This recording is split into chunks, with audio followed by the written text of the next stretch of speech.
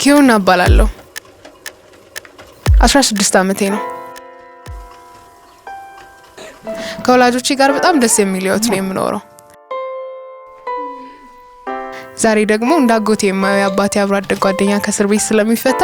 ደስታችን በጣም ጨምሯል እቤት ሲጋውን በጣም በደማቅ አቀባበል ነበር የተቀበልነው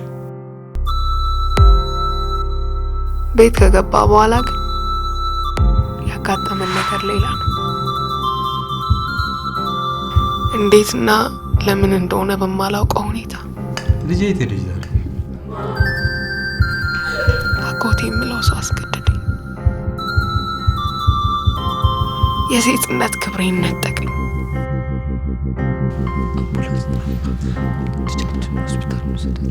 አዝናለሁ ይሄን ማድረግ አልችልም ቁጭ በል አምቡላንስ ጥራ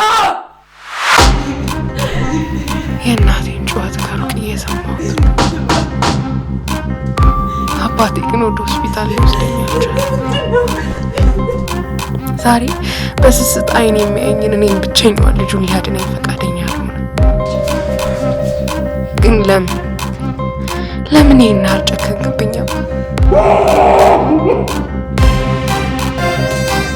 አንተ ከገባህበት ነገር ውስጥ ለመውጣት እኔን በባህል ከርቤ ያደረግ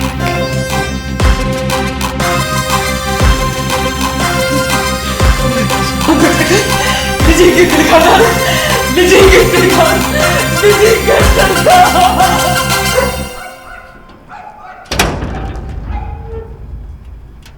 ኢንጂነር የሆነ ጩኸት ነገር ሰምቼ ነበር ሰላም አይደላችሁም እንዴ ኧረ ሰላም ነው ሁሉም ነገር